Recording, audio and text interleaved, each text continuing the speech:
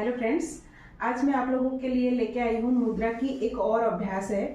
जो पहले वीडियो में मैंने बनाया था पंच तत्वों की पंच मुद्रा, तो वैसे आज मैं आप लोगों को पंच प्राणों के लिए 5 अलग अलग मुद्रा, ठीक है। हमारे शरीर में 5 प्राण की जो है हमारे अंदर स्थित है। तो पंच प्राण के नाम जो है प्राण, अपान और उदान, व्यान, समान, ठीक है। तो इस 5 जो प्राण है इसको भी हमें बैलेंस करने के लिए पांच अलग अलग मुद्रा बताया गया है। तो हमारे जो शास्त्रों के अकॉर्डिंग इस 5 मुद्रा को हमारे 5 उंगलियों के सहारे में करना होता है।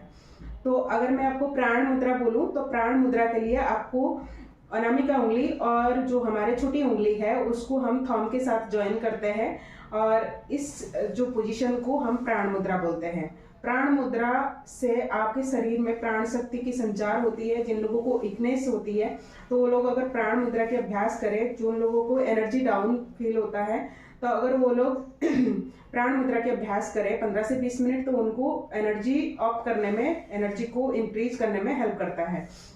वैसे अगर बोला जाए कि हमें अपान मुद्रा करना है, अपान मुद्रा, अपान वायु जो है, अपान प्राण की स्थान जो है हमारे नाभि के एरिया में होता है। तो हमारे अपान प्राण जो कम हो जाती है तो इंडाइजेशन की प्रॉब्लम होती है और अपान प्राण की कमी होने से हमारे डाइजेस्टिव सिस्टम जो है वो स्लो हो जाती है। तो उसको अगर हमें पूर्ति करना है तो अपान मुद्रा के लिए आपको अनामिका उंगली और जो बीच की जो उंगली है मिडिल फिंगर, उसको थंब के साथ ज्वाइन करना है और इस तरीके से आपको 15 से 20 मिनट आपको इस मुद्रा में रुकना है।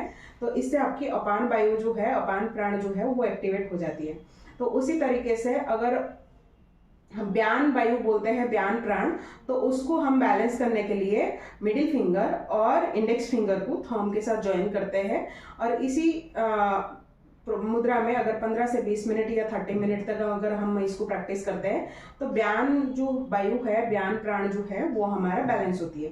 उसी तरह उदान वायु को अगर हम, उदान प्राण को अगर हम बैलेंस करना चाहें तो इंडेक्स फिंगर और मिडिल फिंगर और जो है हमारे अनामिका उंगली, ठीक है, इसको अगर हम थंब के साथ ज्वाइन करते हैं तो इस मुद्रा को हम उदान मुद्रा बोलते हैं।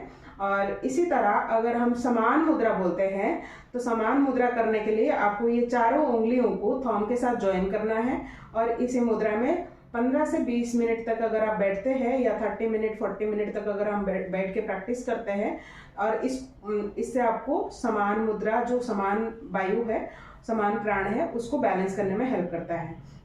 ये 5 प्राणों को अगर आपको बैलेंस करना है तो ये 5 अलग अलग मुद्रा हमें प्रैक्टिस करने की जरूरत है।